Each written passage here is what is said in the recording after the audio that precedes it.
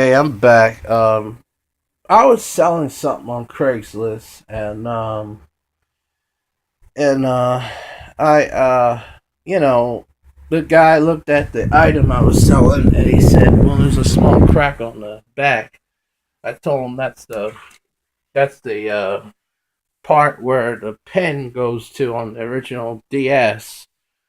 And so he was worried about his daughter and his brother getting to an argument over which game system is the best that their parents bought them. So I told him that I give it to you for $5 because originally it would be 10. So I made $5 today. Um, it was a couple I met. So anyway, getting back to the subject of this man, Gorgeous George. The insurance doctor, the way he said it, you would think it was a little doctor. And, the way, I mean, it's perfectly clear the way he said it that he want people to think it was something else rather than other than a car insurance company. Um, you know, not to really jump on his personal thoughts, but I stand for the truth, and as far as I'm concerned, there's enough videos where people like myself, will find out the insurance doctor is a car company that you advertised in 2002. But getting back to this man's criteria of being a private investigator, getting back to the man's, I have this habit of riding on my mother's power chair. See, my mother isn't here. She had to go to the hospital because she didn't feel good. So maybe a while before she comes home. But anyway, I'm riding on this chair because I don't know. I feel cutting edge, just like when I don't know if anyone recall that scene on Batman Forever where Bruce Wayne sits on this chair and and the chair like does everything he tells him to do, and then like the chair drops him to this tube and he gets in the Batcave. Anyway, the criteria of Gorgeous George is basically equivalent to the criteria of a person who's trying to make himself look more than what he is. But it's not so much that, it's the fact that his mind is stuck with that. It's like having a hard drive, what an operating system that's corrupt in a way that is so, I don't know. It's a corrupt hard drive, or not a hard drive, but operating system that's corrupt in the hard drive that's almost impossible to kind of get to unless you have the proper tools to maybe restore that software to its original function within that hard drive. Otherwise, you're gonna reinstall it on your computer again, which means the key number or recovery, the jazz. Anyhow, this man is just almost impossible as far as, his mindset of being stuck to whatever he is stuck to. And that's the point of making with the computer drives and all that.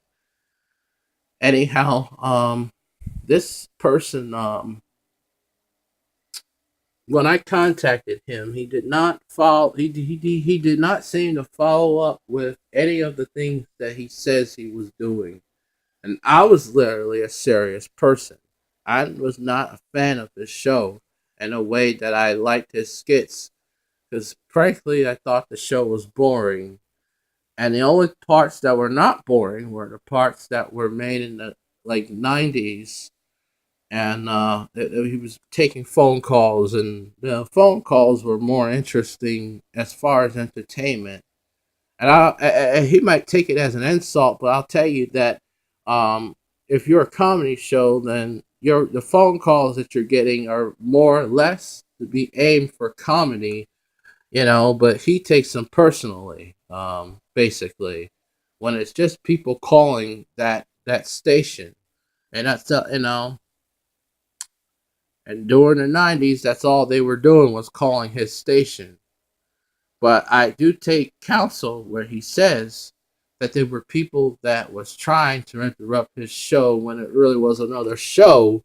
I think that's over the line because I don't think no one should be gaining up with a group of friends and banging at somebody's studio to interrupt some show that they don't like.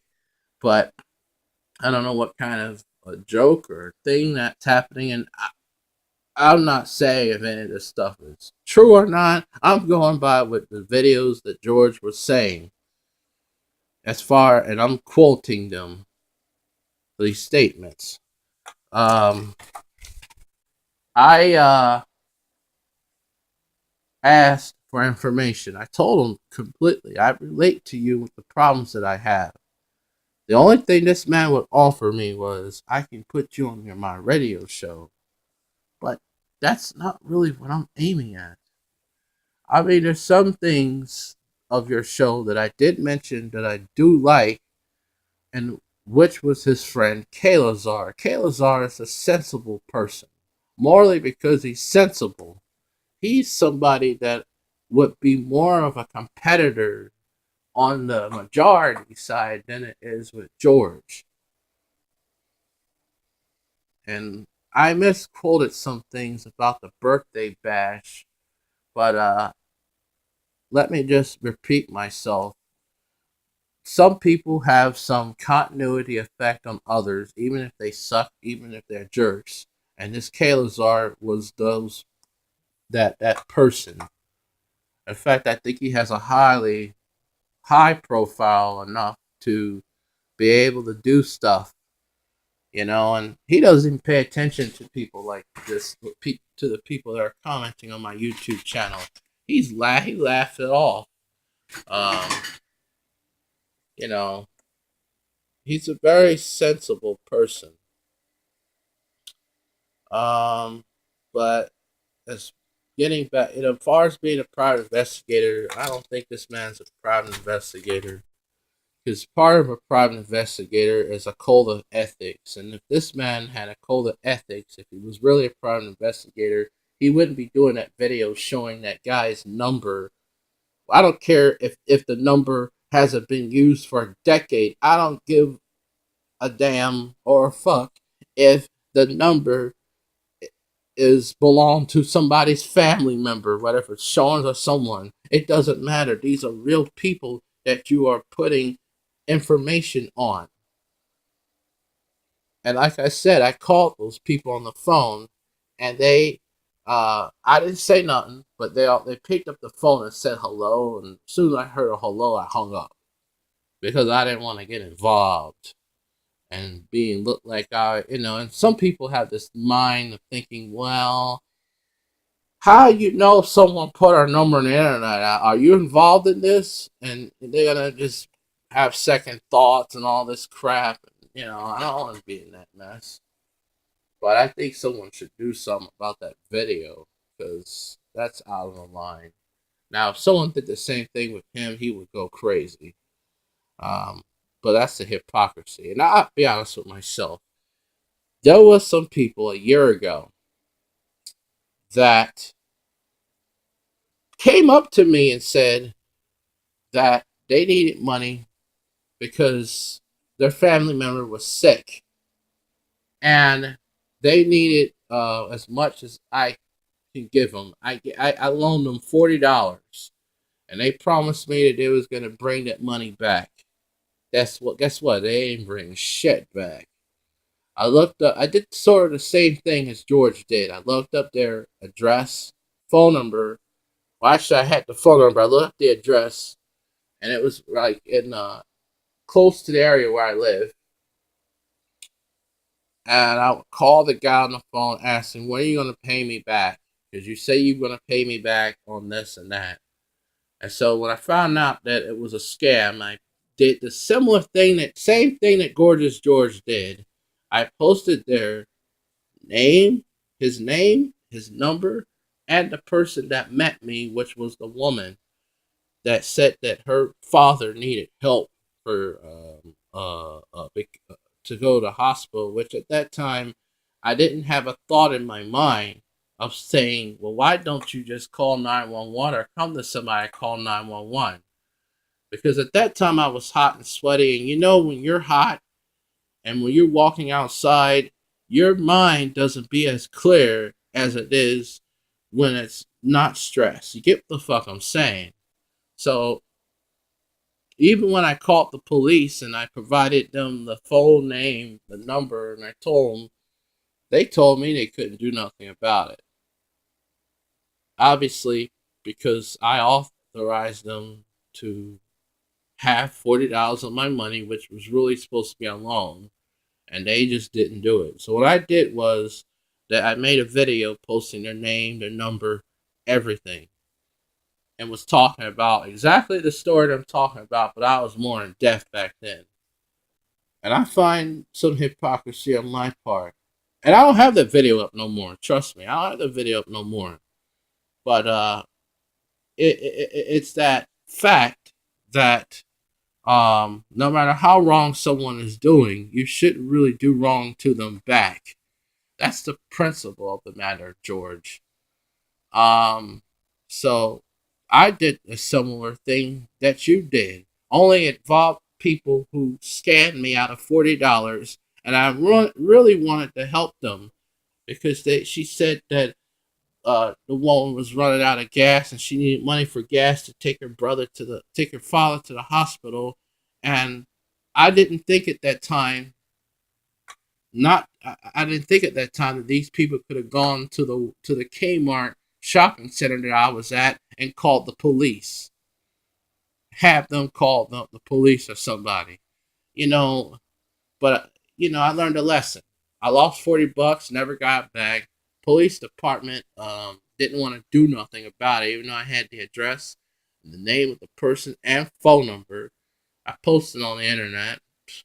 I did that crazy shit before that George did with Brennan's phone number. And keep in mind, unlike Brennan's address, those people's numbers were real and addresses were real. So anyway, you know, if you were a private investigator, you would have a certain order of code of ethics, which simply means that you have a professionalism where you don't do things out of your practice. Things such as personal sexual relationships with your clients when they're really supposed to be business. Because as the old saying goes, there is business before pleasure. And I know this video is going to be a little longer than when I intended, but I wanted to jump more into why I bothered with this person and what things I found that contradicts this person. This person goes around on the internet and he talks about how he finds people. I still like to know from this day that I still like to know that this whoever this person is, Brennan never beat his mother up, which I kind of find it unreal that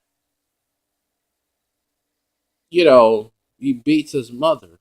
In fact, I like to see his mother and ask her a question. Say, well, is what this man's saying is true? I mean, if your mother can comment on this video right now, or even personally email me, and and guess what? If she want to keep the email a secret, I'll be glad to make it confidential. It'll just be between me and that person, and I would probably get a no. This guy's a liar. So, but I don't know. But even if he did beat his mother, everybody makes mistakes, okay? A lot of people do some of the most do shit that are worse than that. Some people kill their mother. Some people do murder. Some people do shit that you can't even think of. So, and even if the man lived with his parents, what's the big deal? I had a therapist, a behavioral therapist, when I was a little child, when I was like maybe about around 9 or 10, and he lived with his mother, but he still had a job. of being a behavioral therapist that came over at 6 o'clock in the evening and was working with me in terms of behaving at home and just things like that, and just shit like that. So, and the guy was very intelligent. He would talk about stories about things he would find on the ground, different devices like metal detectors and different things he collect. Sometimes he would bring things that was of his childhood when he was a kid, back probably in the 70s or 80s, and would bring little toy cars that didn't give them to me, but just brought them for show and tell. And he would show different coins he found from metal detectors. So this guy not only lived with his mother, but he had a job. Okay, and I'm sure Brennan has a job. Otherwise, why would he? Otherwise, I don't think he would have Windows 8. Because Windows 8, as far as I'm concerned, is a high tech operating system that costs a lot of money. Not that I can't. Not that I. Not that I can't afford Windows 8. It's just I am still on Windows 7. But the point is that it doesn't matter who you live with or how you live with. If you're taking care of yourself, if you are, um, you know, not doing any harm or hurting anybody or whatever, what's the big deal? You live with your parents. It's almost as if that this guy is like a 10-year-old or 12-year-old talking that shit. But you can't. Can you believe this is a 40 set, almost a 50-year-old heavy set man? I rest my case. Anyway, the criteria of being a private investigator. If you were a private investigator, I'm sure you would attract everybody down. The reason why you're doing a YouTube, the only thing I ever seen of you as far as tracking people down is court lawsuits where people lost or you lost cases. As far as what Mr. Brenton's shown, these are actual documentations. Then the other fact is that the only action you ever do is something that if I was a private investigator, I wouldn't even take time to. I would just use my practice to take action where YouTube listened to me, not flag people's videos. And of course, if he was really a private investigator and if he really would do his job by cracking down on people, he would find that what he is doing is contradicting the law as far as fair use regarding other people's accounts. So there's a lot of things. There are things that don't match up, and the only thing this man focused on when he contacted me was take the video down. Other things like I'll have you on my radio show, and mostly focusing on the fact that these people ain't my friends. Of course not. I've been on the you. I might not have been. I might not have got the kind of popularity I got, and I have to admit this is the first time, and since I opened Piss 400, because usually I don't get squat, but I'll say that it's the first time that I am getting a spotlight where people are constantly commenting. I'm getting 30, 40, 50 people within a few days. I can't believe it. I said, is this man, and it ain't just me, it's this man alone. This man has more impact on a lot of people than what it looks like. So that's just what it boils down to. Private investigator, if he did that video he did with that address, if he was really a private investigator, he probably would be suspended from his license would probably be revoked or something because what he did was really illegal. It's really illegal. And what if it was Sean Brennan's or anybody else's address or not, it is still illegal to put someone's information, phone number on YouTube and showing it to people. That's just as the same as putting some naked photo or being naked on YouTube. That's all the fuck I have to say. I have this addiction of riding on this chair because, I feel like I'm in cloud nine in a way that of luxury. You get the fuck I'm saying? I'm Piss 4400. I thank you for watching. This is Piss 4400's Think Tank. Bye.